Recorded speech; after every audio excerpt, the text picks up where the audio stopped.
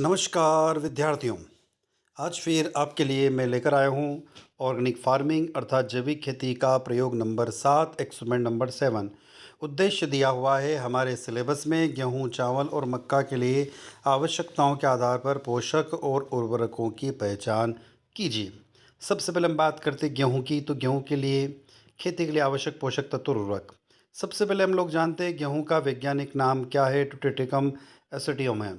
मध्य पूर्व के लियांता क्षेत्र से आई एक घास है जिसकी खेती दुनिया भर में की जाती है। विश्व भर में भोजन के लिए उगाई जाने वाली अन्य फसलों में मक्का के बाद गेहूं दूसरी सबसे ज़्यादा उगाई जाने वाली फसल है। धान का स्थान गेहूं के ठीक बाद तीसरे स्थान पर आता है। यह घास कुल का पौधा है।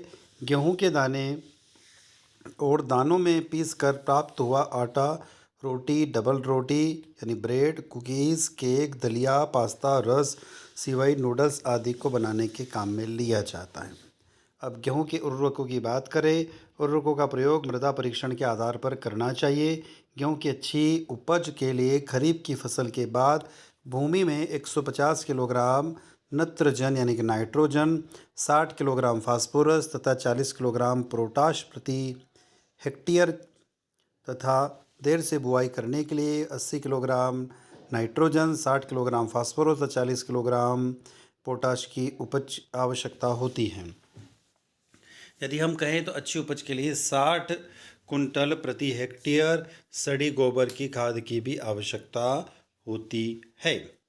आगे चलते हैं हम लोग इससे और बात करते हैं अब गोबर की खाद एवं आधी नाइट्रोजन की मात्रा तथा पोटाश की पूरी मात्रा खेत की तैयारी के समय, आखिरी जुताई में या बुआई के समय खाद का प्रयोग करना चाहिए।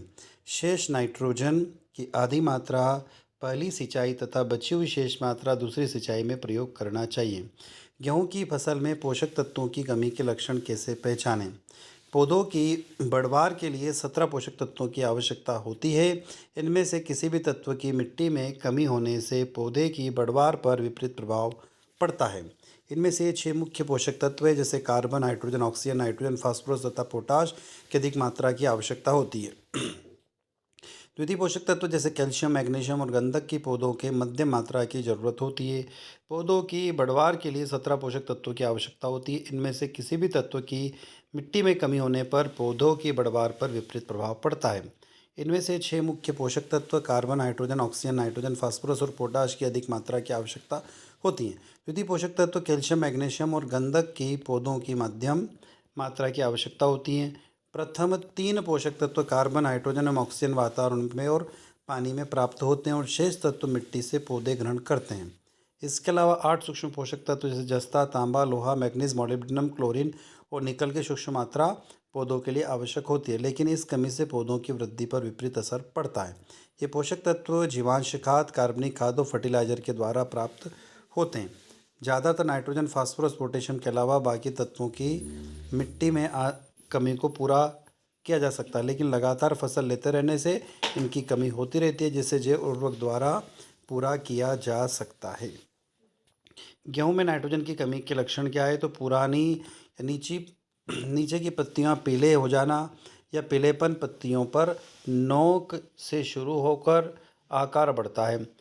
प्रभावित पत्तियों मध्यम भाग में पीली व आगे का भाग भूरा दिखाई देने लग जाता है। गेहूं तथा अन्य फसलों के लिए टीलर फॉर्मेशन होता है। इसकी कमी से टीलर कम होता है। गेहूं में फास्फोरस की कमी के लक्षण। इसके लक्षण पुरानी पत्तियों पर गहरे रोग के रूप में नजर आते हैं। गहरा रंग पत्तियों के आगे का भाग से शुरू होकर आकार में नीचे की ओर बढ़ता है। कमी की अवस्था बनी रहने पर बैंगनी पीले रंग का मिश्रण पत्तियों पर दिखाई देता है।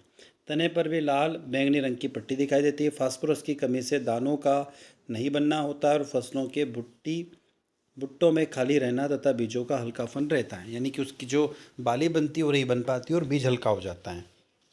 पोटाश की कमी। इसकी कमी से लक्षण भी पुरानी पत्तियों का परिपक्व पत्तियों दिखाई देती हैं। पुरानी पत्तियों के आगे भी भाग पीलापन शुरू होकर किनारों के साथ साथ पत्तियों के निचले भाग की तरफ बढ़ता है। पत्तियों का मध्य भाग हरा ही बना रहता है। कमी अधिक होने पर पत्तियों के अग्रभाग के किनारे चमकीले पीले या पीले भूरे रंग के दिखाई देते हैं। कल्लों पर बालियां नहीं आती है तथा दानों का विकास नहीं हो पाता है। गेहूं में आयरन कमी के लक्षण।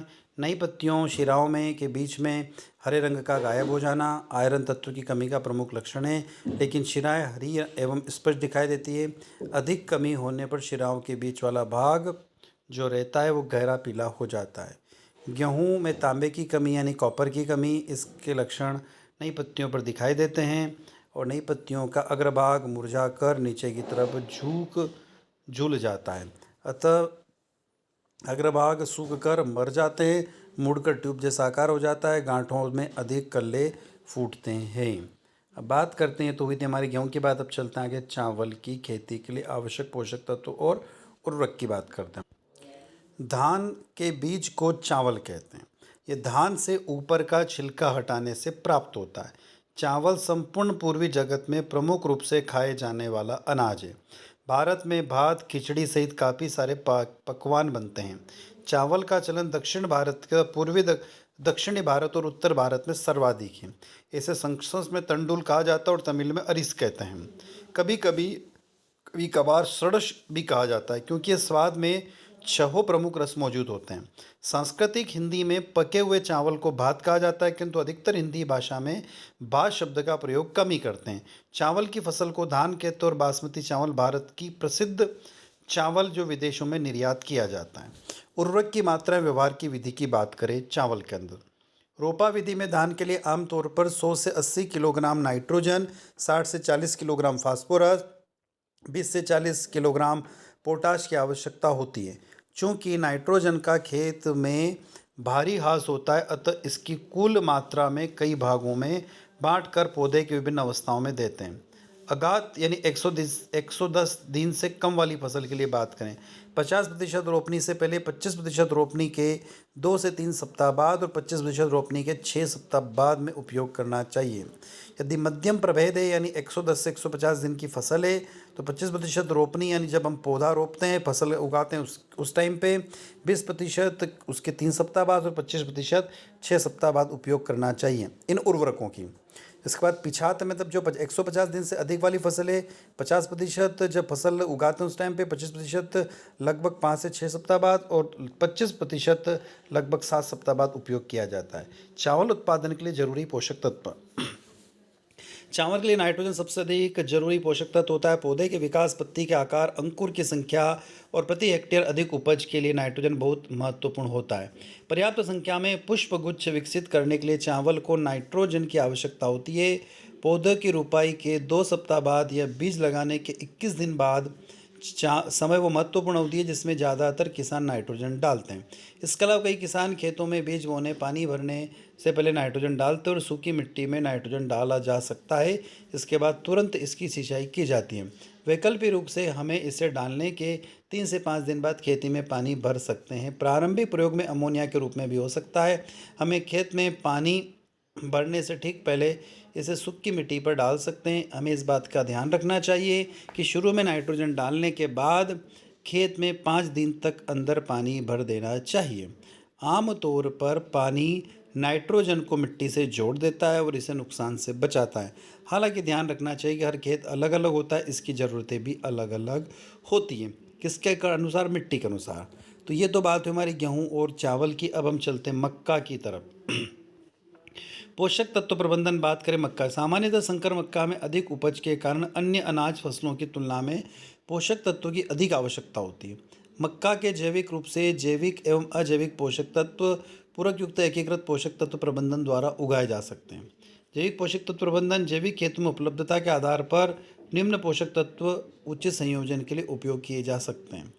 अब बात करते हैं मृदा में नमी के संरक्षण एवं पौधों की आरंभिक वृद्धि के लिए 6 टन प्रति एकड़ सड़ी हुई गोबर खाद कंपोस्ट के साथ 5 से 6 किलोग्राम प्रति हेक्टर एजोबैक्टर, एजोस्पर्म, PSB, VAM, NPK, NPK nitrogen, phosphorus, potash का मिश्रण इत्यादि जैविक खाद खेत में डालें या एजोबैक्टर, एजोस्पाइरलम, पीएसबी एवं एनपीके मिश्रण 200 ग्राम प्रति हेक्टेयर के हिसाब से बीजों को उपचारित करें। फसल की आवश्यक पोषक तत्वों की पूर्ति उचित रासायनिक उर्वरकों का उपयोग करके करें। उर्वरकों की सूची नीचे दी गई है। जैसे बुआई के समय फास्फोरस एवं पोटाश की पूरी मात्रा एवं एक तिहाई नाइट्रोजन एवं सूक्ष्म पोषक तत्वों का प्रयोग करें। घुटनों तक ऊंचाई जब आ जाए उसकी, तो आपको प्रथम खुराक देना है 1/3 नाइट्रोजन तथा सूक्ष्म पोषक तत्वों का छिड़काव। जब उसमें मंजरी आने लग जाए तो 1/3 नाइट्रोजन तथा सूक्ष्म पोषक तत्वों का छिड़काव करें। सामान्य मक्का है तो उर्वरकों की मात्रा, लंबी अवधि वाली संकर के लिए उर्वरक जो यूरिया है वो किलोग्राम में दे रखी है प्रति एकड़। आधार खुराक 33, DAP 55, MOPO 160 और जिंक सल्फेट 10। फिर प्रथम खुराक 33, प्रथम खुराक का मतलब जब वो जो मक्के की फसल हमारे घुटने तक आ जाए, और द्वितीय खुराक मतलब उसमें मंजरी आ जाए। इसी प्रकार से कम अवधि वाली संकर के लिए भी आधार खुराक, प्रथम खुराक और द्वितीय खुराक यहाँ पर दी हुई है, यूरिया, DAP, MOP और जिंक सल्फेट की। तो विद्यार्थियों, ये पूरा जो डिस्क्रिप्शन था, ये जो पूरा एक्सपेरिमेंट था, ये भारतीय कृषि अनुसंधान परिषद, भारतीय मक्का अनुसंधान संस्थान, पंजाब कृषि विश्वविद्यालय परिसर लुधियाना पंजाब के सौजन्य से हमें प्राप्त हुआ था और हमने आप तक इसको पहुंचाया है। तो दोस्तों, वीडियो अच्छा लगता है तो लाइक करें, अपने दोस्तों के साथ शेयर करें और इसी तरीके से हमारे साथ बने रहें और वीडियो को लाइक करना ना भूलें। और साथ में इस प्रकार की वीडियो हम आपके लिए और भी लेकर आते रहेंगे। धन्यवाद विद्यार्थियों।